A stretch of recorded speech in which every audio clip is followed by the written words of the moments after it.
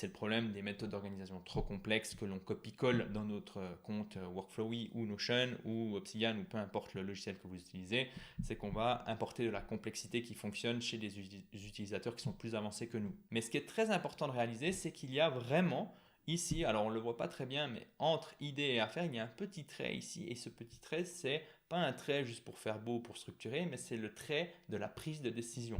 Et dans des journées de 24 heures, quand le temps de votre projet démo 1 augmente, eh ben, il y a forcément quelque chose d'autre qui passe à la trappe. C'est quoi? C'est le sommeil? Mauvaise idée. C'est quoi? C'est passer du temps avec vos proches sur le long terme? Mauvaise idée. Alors aujourd'hui, j'ai envie de vous montrer la méthode Kanban et comment celle-ci va vous aider à organiser facilement vos projets et surtout à progresser avec plus de régularité sur ceux-ci. Avant la méthode Kanban, il y a d'autres activités à mettre en place pour mener à bien vos projets. J'en parle dans la méthode des 4P, une méthode qui va vous permettre de commencer et terminer vos projets et ceci sans vous disperser. Le dernier P dans la méthode des 4P est la progression et donc derrière ce P se cache la méthode Kanban. Évidemment, il y a d'autres méthodes, d'autres structures qui vous permettent de progresser sur vos projets. Moi, je vous donne celle qui m'a le plus aidé, ceci depuis des années et des années. L'intérêt de la méthode Kanban, c'est quoi? C'est qu'elle est très simple, mais qu'elle ne ferme pas la porte à la complexité.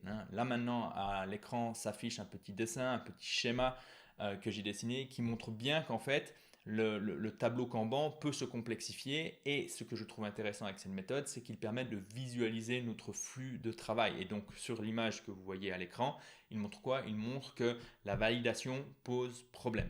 Alors ça, c'est une image que j'ai reprise, qui m'a été inspirée d'une lecture. Et cette lecture, c'est Making Work Visible de Dominica De Grandis, je crois, peut-être que j'écorche un petit peu son nom, mais dans tous les cas, la note de lecture, si ça vous intéresse, se trouve dans la description de cette vidéo. C'est cadeau, vous pouvez y aller et c'est vraiment une lecture que je vous recommande, qui va justement vous expliquer un petit peu plus ce qu'est le Kanban et puis comment mettre en place des Kanban qui sont simples et des Kanban qui sont du plus simple au plus complexe. Je n'ai rien contre la complexité, je pense que la complexité est intéressante à partir du moment où on est régulier avec nos comportements, à partir du moment où on est régulier avec notre système. La complexité devient problématique quand elle est une réponse par défaut, notre mode de fonctionnement par défaut. J'ai fait une vidéo qui s'affiche maintenant à votre écran, je ne sais plus de quel côté ça apparaît, mais maintenant à votre écran, et qui expose la loi de Gall. Donc, c'est-à-dire la loi de Gall explique que finalement tous les systèmes complexes qui fonctionnent ont nécessairement évolué d'un système simple et c'est le problème des méthodes d'organisation trop complexes que l'on copie-colle dans notre compte Workflowy ou Notion ou Obsidian ou peu importe le logiciel que vous utilisez, c'est qu'on va importer de la complexité qui fonctionne chez des utilisateurs qui sont plus avancés que nous, souvent. Okay. Donc, la méthode Kanban, elle permet justement de progresser avec plus de régularité sur ces projets. Là maintenant on est sur un logiciel que j'affectionne particulièrement qui est Workflowy et puis ici je vais créer un nouveau projet et puis je vais vous montrer maintenant directement à quoi ça ressemble cette méthode Kanban. Donc la méthode Kanban initiale, elle a quoi? Elle a 3 éléments, c'est-à-dire qu'il y a à faire, en cours et fait et souvent c'est quoi? Souvent c'est vu comme de cette manière, c'est-à-dire qu'on va voir la colonne à faire, en cours et fait. Et donc, les tâches qui habituellement chez la plupart des gens se trouvent sur une to-do list qui va mélanger plusieurs projets, plusieurs temporalités, ben finalement on va faire ce tri, on va bien catégoriser et dans mon monde il n'y a pas de to-do list, il n'y a plus de to-do list. Dans mon monde il y a des projets qui vont rejoindre les projets actifs, ici, tac, voilà, projet, et voilà. Et il y a ensuite des tâches isolées qui vont venir dans mon agenda, comme je ne sais pas, acheter une carte d'anniversaire pour mon frangin, aller changer les pneus de la bagnole, ce genre de choses. Okay. Pour moi, la to-do list, si elle pose autant de problèmes, c'est pas que l'outil en soi est mauvais. Je pense que ça peut fonctionner quand on a un écolier ou quand on a peu de projets à mener. Mais l'erreur, c'est de ne pas adapter l'outil à notre contexte et finalement continuer à utiliser les to-do list quand on a des enfants, quand on a, je sais pas, un rôle dans une association, lorsqu'on est en train de faire des cours du soir, lorsqu'on est en train de développer un business ou un side business, etc. Okay. Donc, je reviens sur ce projet. Et donc ça, c'est la structure initiale. Et donc, on va lister des tâches qui suivent une sorte de priorisation. C'est ce que je parle dans la méthode des 4P. avant les tâches que vous allez insérer dans votre tableau Kanban, elles ne vont pas au doigt mouillé, voilà, comme ça, non. On va d'abord définir un périmètre de projet. Ensuite, on va faire quoi? Ensuite, on va faire un travail de priorisation. Et ensuite, les tâches que l'on a décidé de maintenir vont venir dans votre tableau Kanban. Donc ça, encore une fois, si ça vous intéresse, il y a la méthode D4P qui se trouve dans la description de cette vidéo.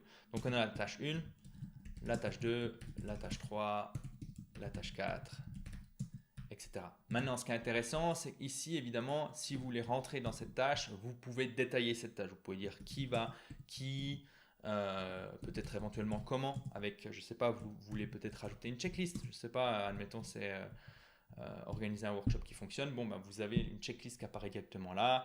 Et puis, quand vous rentrez là-dedans, vous avez ici la checklist. OK? Donc, vous allez pouvoir rajouter plusieurs informations, plusieurs attributs, plusieurs propriétés, peu importe comment vous les appelez, vous allez pouvoir détailler ces tâches comme bon vous semble. Je pense que une fonctionnalité qui est importante, c'est quoi? C'est par exemple l'échéance. Hein. L'échéance, il y a deux manières de faire, en tout cas dans le logiciel Workflowy. Si vous allez aller chercher la date dans votre agenda, admettons on est le 12 juillet, je vais simplement montrer, on va peut-être mettre le 16, c'est un dimanche comme ça, je vous montre pas tout mon agenda, mais par exemple le 16, voilà, tac, je viens ici, ok, et quand j'arriverai le jour J sur, là on est dans mon agenda maintenant, hein. Je vois ici un backlink et je vois les tâches qui se trouvent pour cette date-là. Et ça c'est intéressant parce que quand on organise ces semaines, on peut voir toutes les échéances qui arrivent et donc on ne se retrouve pas le jour avant à devoir faire nuit blanche. Et donc ça évidemment, ce qui est intéressant avec ce concept de backlink ou de connexion avec l'agenda, c'est que vous avez tous vos projets qui se trouvent dans votre point projet. Si je viens dans mon projet, voilà. Vous avez, je pourrais très bien me dire ici, j'ai un deuxième projet, voilà, tac. Donc j'ai projet démo 1, ici j'ai le projet démo 2, ok. Et donc j'ai mes différentes tâches qui vont venir dans un seul lieu unique qui est mon agenda. Et de cette manière, j'ai une sorte de vue d'ensemble sur les différentes échéances qui viennent de plusieurs projets. Donc évidemment, vous voyez bien que ce genre d'outil, évidemment, il y a une certaine forme de complexité, mais je le trouve très simple par rapport à ce que cela vous permet d'accomplir. Hein, parce que évidemment, là, je vous montre uniquement la partie projet. Il y a mon arbre généalogique là-dedans. Il y a mes notes, il y a mes contacts, il y a mes articles, il y a énormément de choses dans ce que j'appelle ce cerveau numérique. Mais revenons maintenant sur la méthode Kanban. Donc, une fois que vous avez défini cette tâche, il y a une autre manière aussi d'envoyer finalement des tâches dans votre agenda. C'est par exemple ici, je vais copier la tâche. Donc là, je l'ai copiée.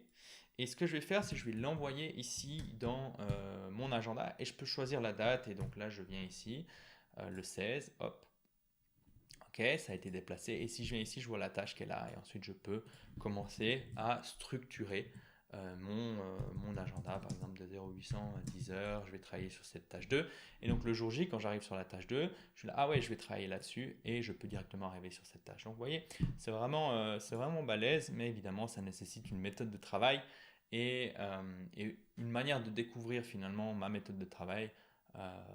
Une bonne manière de découvrir, c'est pas la seule, mais c'est de rejoindre la méthode des 4P qui est un cours gratuit qui est encore gratuit et qui se trouve dans la description de cette vidéo. Donc on a ces tâches, méthode Kanban, puis ensuite le but c'est quoi? C'est de simplement vous dire, bon, j'ai chaque fois une seule tâche en cours. Donc là, c'est ma tâche numéro 1. Et puis une fois que cette tâche est terminée, je vais la mettre dans à fait. Voilà, et une fois que c'est fait, je prends la deuxième tâche et la troisième tâche. Et je peux aussi revenir en arrière, me dire, ok, bon, là, il y a un imprévu qui est venu et je vais rajouter une tâche. Mais c'est quelque chose qui, avec la pratique, vous arrivera de moins en moins. Surtout si vous êtes sur des projets plutôt simples. Évidemment, quand il y a des projets qui ont pas mal, où vous avez peu d'expérience, pas mal d'interdépendance, dans un contexte plutôt instable, que ce soit un contexte numérique ou physique, il y aura plus tendance vous aurez plus tendance à avoir des imprévus. Mais ça, c'est vraiment une fonction très basique où vous glissez les différentes tâches. Okay. Maintenant, ce qui est intéressant ici, c'est de rajouter la colonne ID. Cette colonne ID va vous permettre de protéger votre projet parce que la partie à faire en cours fait, c'est les tâches que vous avez définies à l'avance qui doivent être faites pour pouvoir vendre le produit, pour pouvoir vendre le service, pour pouvoir dire ok, ce projet il est réussi, je débouche la bouteille de champagne. Maintenant, au cours de votre projet, vous allez forcément avoir des idées, vous allez discuter avec certaines personnes, vous allez voir certaines choses, et donc forcément vous allez avoir de nouvelles idées. Et moi, j'utilise cette colonne idées pour justement noter mes différentes idées et laisser maturer, laisser mariner, si je peux dire, ces différentes idées dans la partie idées. Et une fois que toutes les tâches à faire en cours et fait sont terminées, alors là, je me penche et me dis, bon, ça c'était la version 1 du produit. Et maintenant, je ne sais pas, j'ai peut-être des clients qui m'ont balancé des idées depuis quelques semaines qui se trouvent dans la partie idée. Et donc, qu'est-ce que je vais faire? Je vais me dire, ok, cette idée elle est intéressante. Ah oui, je vais en faire une tâche. Donc, ça devient la tâche, par exemple, 5. Et je la glisse ici. Mais ce qui est très important de réaliser, c'est qu'il y a vraiment ici, alors on ne le voit pas très bien, mais entre idée et affaire, il y a un petit trait ici. Et ce petit trait, c'est pas un trait juste pour faire beau, pour structurer, mais c'est le trait de la prise de décision.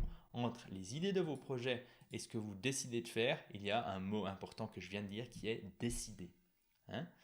Et le problème, c'est que la plupart des gens n'ont pas conscience de ça, ils sont enthousiastes, ils sont en pleine ébullition, et c'est très bien, hein, il en faut pour des fois démarrer des projets, mais le problème, c'est quoi? C'est que quand le projet devient sérieux, quand il y a des enjeux qui sont importants, le risque, c'est que si toutes les idées, on les met dans les trucs à faire, eh ben, on va commencer à exploser son périmètre de projet, et donc chaque fois qu'on dit oui à quelque chose, on dit non à quelque chose d'autre, et donc toutes ces tâches qui n'étaient pas prévues initialement vont faire exploser soit le budget, soit le temps qui est consacré à ce projet. Et dans des journées de 24 heures, quand le temps de votre projet démo 1 augmente, eh ben, il y a forcément quelque chose d'autre qui passe à la trappe. C'est quoi? C'est le sommeil?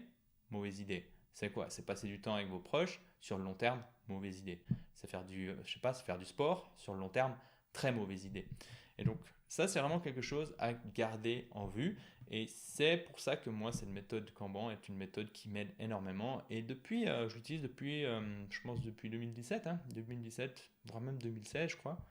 Et elle m'apporte énormément de satisfaction. Donc voilà, si ça vous intéresse de mieux comprendre ce qu'est la méthode Kanban et surtout de mettre la main sur la méthode des 4P, il y a le cours, la méthode des 4P, qui se trouve dans la description de cette vidéo. On se voit bientôt pour une nouvelle vidéo.